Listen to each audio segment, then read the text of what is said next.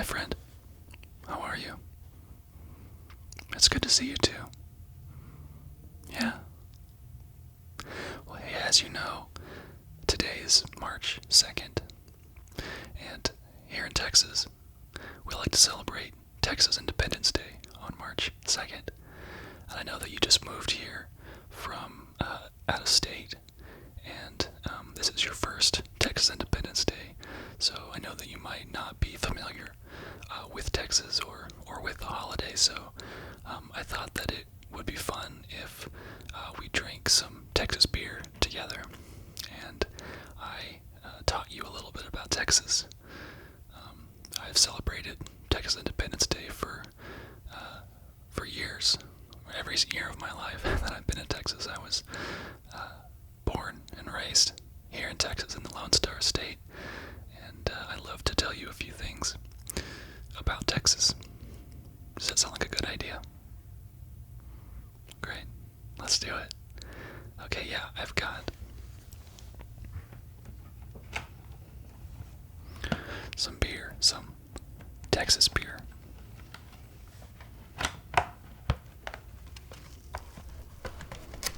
Just put this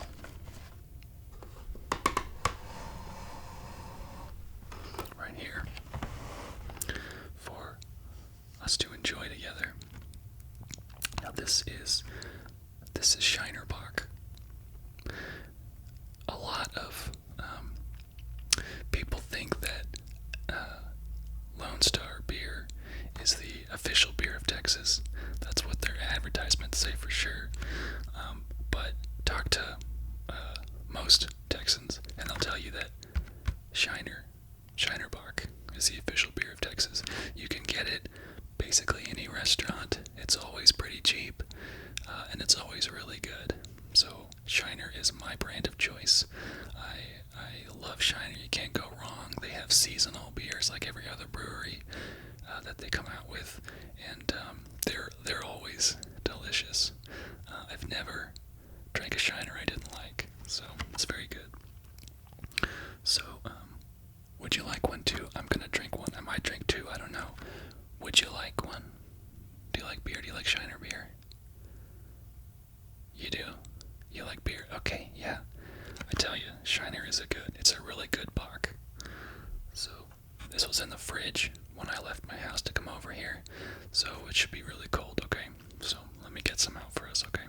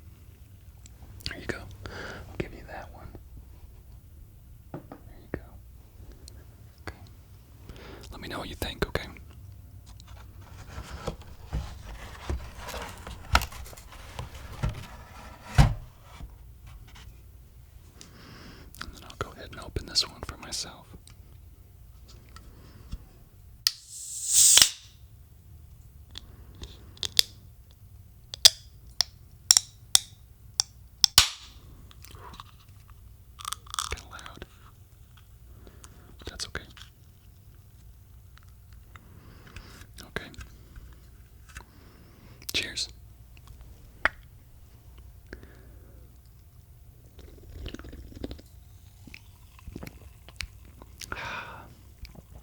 That's good. That's really good.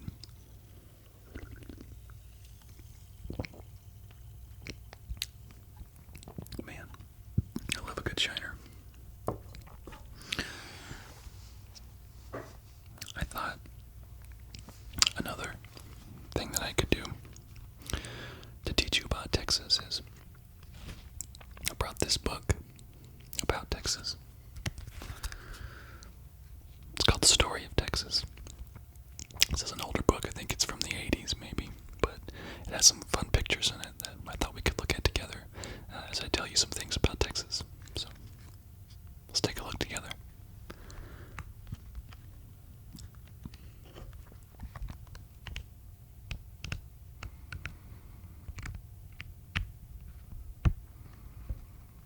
Let me just find the section that I wanted to read to you about.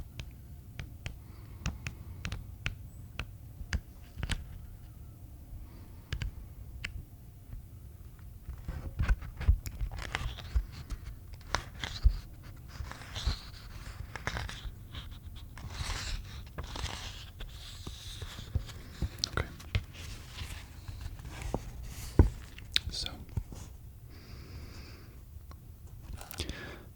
March 2nd is the day that we celebrate Texas Independence Day, because on March 2nd of 1836, that was when the delegates adopted the Texas Declaration of Independence. These were settlers who were living in the Mexican state of Coahuila, Texas. I'm not very good at Spanish, so I'm sorry if I pronounced that wrong, but that's how I've always said it. Coahuila, Texas. They declared their independence from Mexico, and they created the Republic of Texas on March 2nd, 1836. And they did that at a place that is now Washington on the Brazos, which is a very, very small town now, although it once was much larger at the time that the delegates were there signing. And I've been there and visited many times. My family has gone there for years, and they have a recreation of the original house where the Declaration was signed. It's a really cool place to go. It's a fun place. I like to go there, and just imagine that I was there when they were working through the Declaration of Independence for the Republic of Texas. March 2nd is also Sam Houston's birthday, which is interesting. I don't know if that was somehow planned. I'm not sure, but it is it's an interesting fact. Sam Houston was the first president of the Republic of Texas. There's a picture of him right here. I'll show you.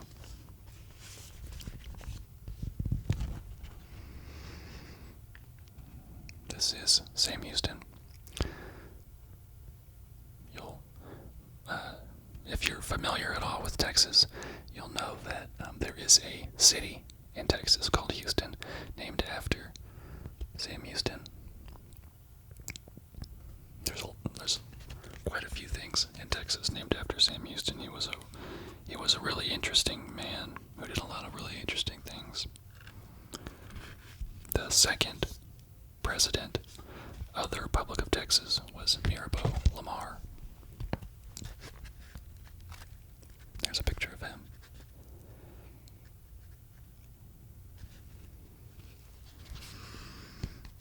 I believe there were only two presidents of the Republic of Texas.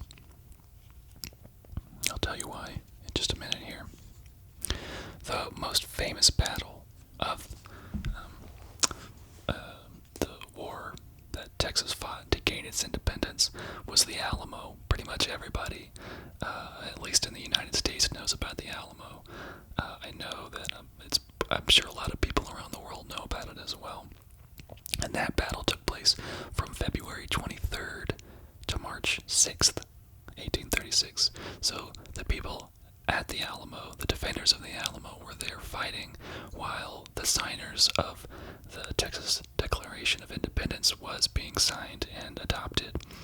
And it's significant because the defenders of the Alamo were able to keep the Mexican army busy. They were able to keep them at bay, fighting to take the Alamo, while those delegates were able to come together and sign. And that is why Sam Houston did not come to the aid of the defenders of the Alamo, because they were busy signing the Declaration of Independence. And if they had left to go and fight with the defenders of the Alamo and save them, they could have saved the defenders. But it meant that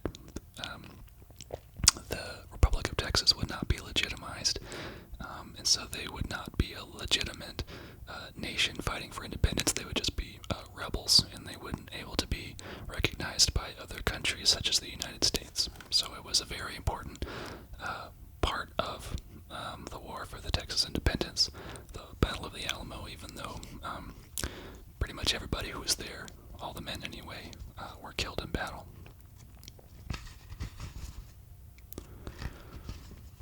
Let's see, what else can I tell you about? Oh, let me drink some more of my beer. How's yours? What do you think about your beer? Is it good? Do you like Shiner Bock now? Yeah. Yeah, it's just a smooth, good beer. Nothing fancy about it. It's just delicious. It's just good.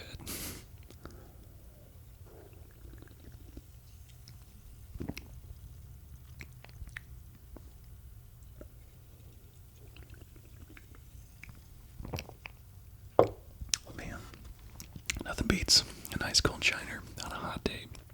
And there are plenty of hot days in Texas, as you know, because you've been here for about a year now. Boy, I think this last year got to be about 110 degrees. No joke. It's very hot. Okay, so Texas remained independent. It was an independent nation for almost a decade, the better part of a decade, from 1836 to 1845, when it joined the United States after facing a lot of financial and economic problems. Basically, they were broke. We had no money as a nation, and we needed support. We needed help, and so we joined the United States. Texas had actually attempted to join the United States as a state before becoming its own nation. They had originally petitioned to become a new state, but they were denied admittance into the Union because there was a lot of issues with new states entering the Union and whether they would be slave states or freed states. And Texas wanted to join as a slave-holding state, unfortunately. And so those in charge of the United States at the time did not want to upset all of the balance that they basically they didn't want the United States to be a slave-holding country anymore, and rightly so. And they were just trying to avoid basically the Civil War, which happened anyway. So in 1845, Texas finally was able to join the Union. There was a lot of kind of behind the scenes wheeling and dealing, and the reason they joined had a lot to do with people's personal agendas. But that's how all of these things usually go with countries forming and dissolving. Very rarely, I will say never, are countries created or dissolved or reformed out of altruistic reasons. It usually is tends to be, there's a lot of, it's messy, I guess that's what I'm trying to say. So, anywho,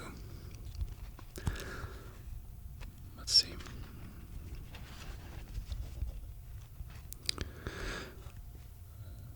Yeah, so this is, man, this book has some really, really fun pictures. Maybe I'll show you another one here in a minute. When I was growing up,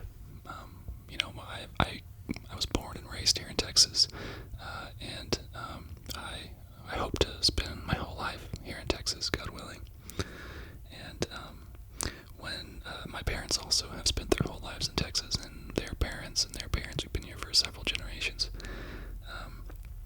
In fact, my ancestors came here, well, some of my ancestors anyway, came here on a covered wagon.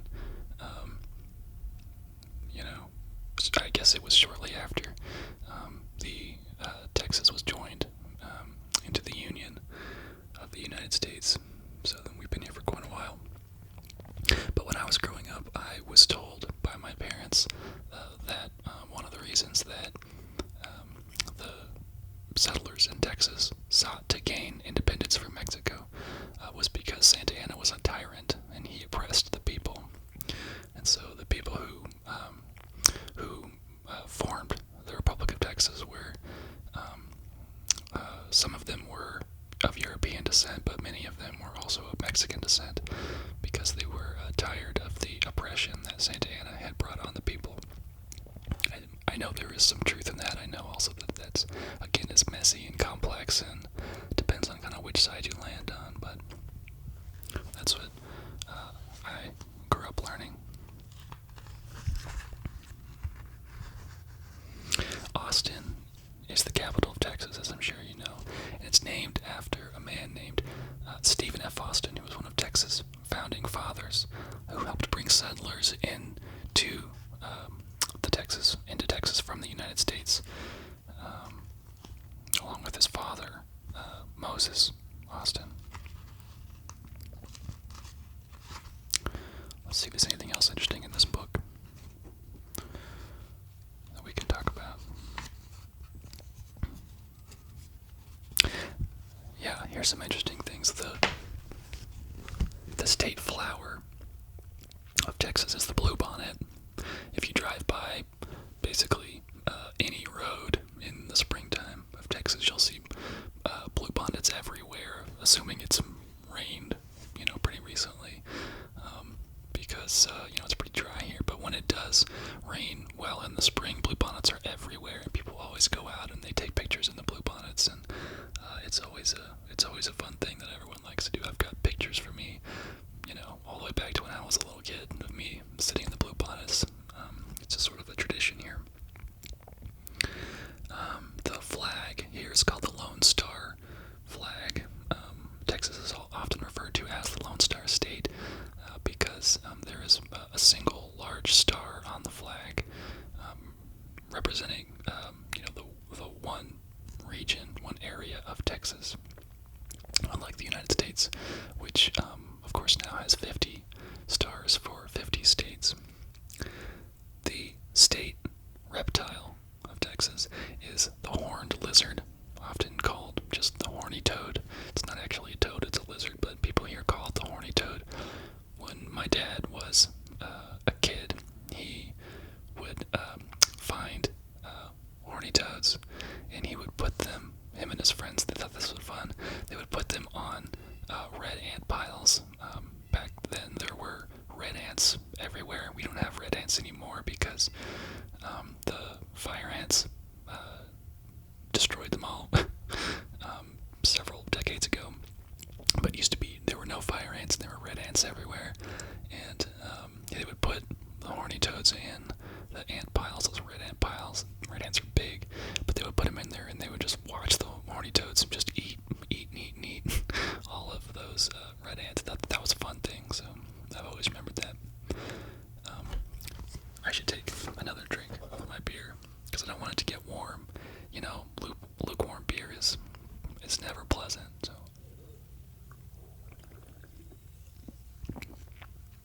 I hear some people in Texas like to drink warm beer. I think it's usually like a Budweiser thing. Take a whole case of it underneath the shade of a tree and just drink up. But that's not me. It's got to be cold, or I don't want to drink it.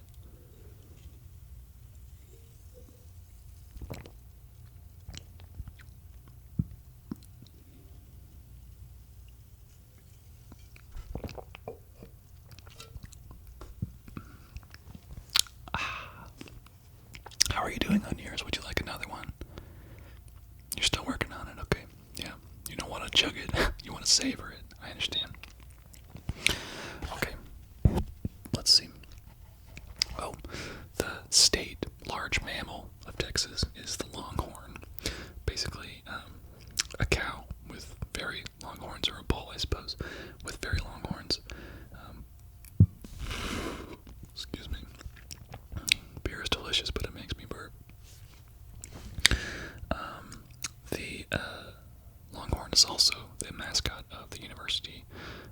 Texas in Austin.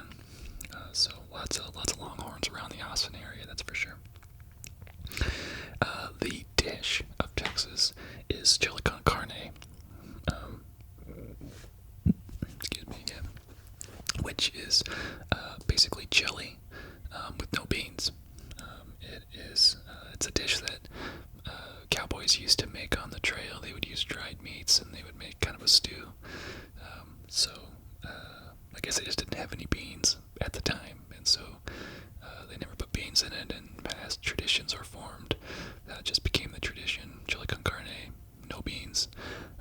That's the official way to eat chili without beans. I like beans in my chili, personally. I love a red kidney bean or a pinto bean, even a black bean. Put those suckers in there. I love beans in my chili, but that's just me. The official tree of Texas is the pecan tree. I definitely see a lot of pecan trees around state buildings. There's sometimes I like to go and collect some pecans from those pecan trees because nobody else does. They're decorative, really, so they're just sort of sitting there and they'll fall on the ground and be wasted. So I like to collect the pecans because I really enjoy pecans. They're delicious. Pecan pie, very good. It's my favorite pie in the whole world. I love it. What kind of pie is your favorite pie? Yeah, you like a cherry pie? That cherry is good too. Honestly, I've never met a pie I didn't like. They're always good. The official plant of Texas is the prickly pear cactus. You will also see those all over the place in Texas. It's cactus, but it's a pretty short scrub bush. It's a pretty short cactus, but it has these really pretty purple. It's a fruit, a really pretty purple fruit that grows on it, and I believe it blooms into like a yellow flower in the spring. It's a very short time it'll bloom, but those little purple fruits that it produces, you can make all sorts of things out of them. You can make things out of the cactus as well, the green part. And my wife will sometimes do that. She'll make jelly out of the fruit, or she does something with the green part. I can't remember what it is, but you can put it. I think nopalitos, something like that. It's filling you can put in like empanadas or tacos or whatnot. I've never been a fan of that, but it's a popular thing. That might be everything in this book. Here, I'll show you this picture.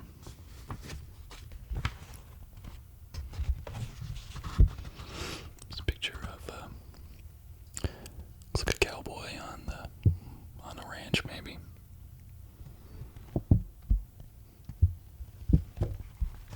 This is a fun book. I've had it for a little while. Anywho. So, take another drink of my beer.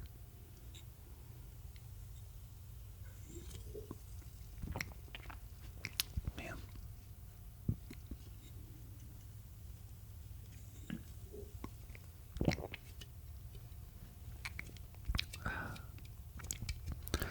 It says here on the front, serve cold and often. I agree. There's a 12-pack, so got a lot of drinking to do, huh?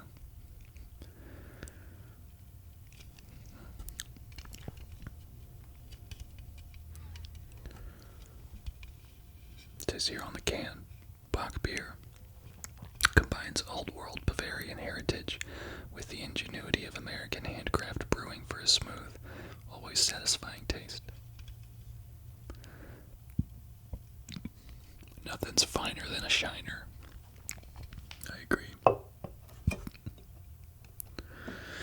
Well, that's about all my Texas facts for you. Is there anything interesting that maybe you learned from this that you didn't know before? Yeah, quite a bit, huh? There's a lot. Texas has a really rich history. Maybe we can talk some more about that sometime. As a kid in public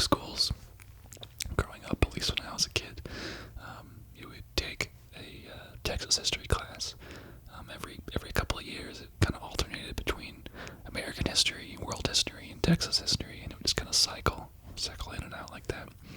But we took Texas history quite a bit, and kind of learn a lot throughout the years. And I like to read anyway, so I've learned a good bit since then. So it has a rich history. Texas has a lot of rich history. Some of it is good, and some of it is bad, and some of it is a little in the middle. But it definitely is interesting, and it's fun to learn about. So yeah, maybe we'll talk some more about that someday. Oh yeah, you finished your beer. Okay, great. Do you want another one? Not right now. Okay. Yeah, I mean, I like to wait a little bit too.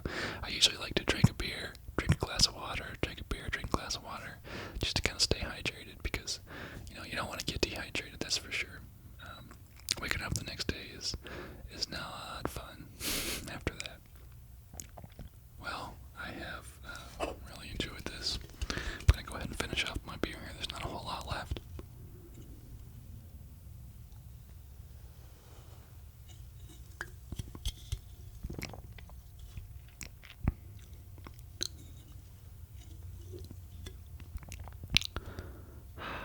That's good. Do you recycle? You do? Okay. Here, could you recycle that for me? That'd be great. Awesome. Thank you so much.